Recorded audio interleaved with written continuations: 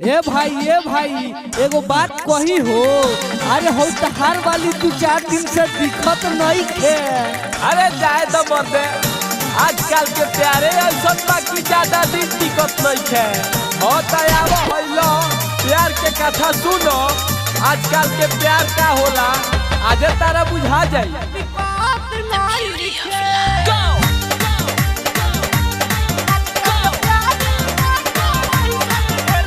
पहले रही जवन प्यारी ये भाई दिखत नहीं खे।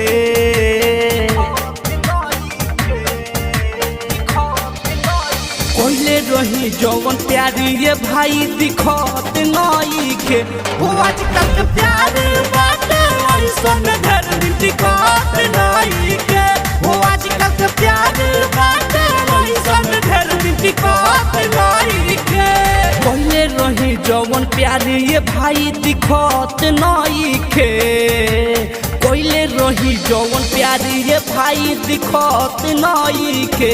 वो आजकल के प्यार बाटे ऐसन घर दिखत नहीं खे। वो आजकल के प्यार बाटे ऐसन घर दिखत नहीं खे।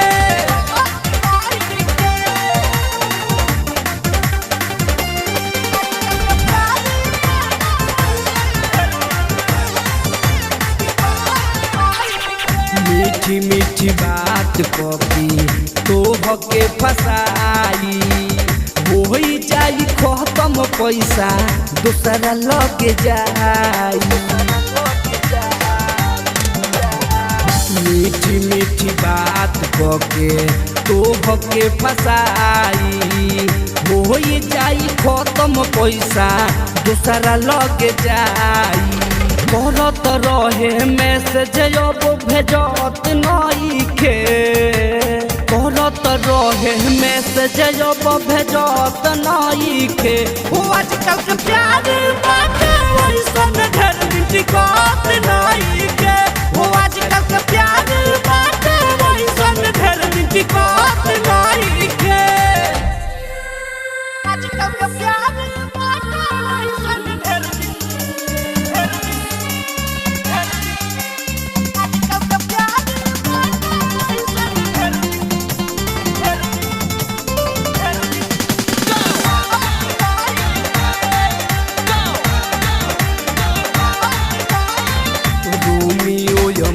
कभी करम मानी लो तू बात हो।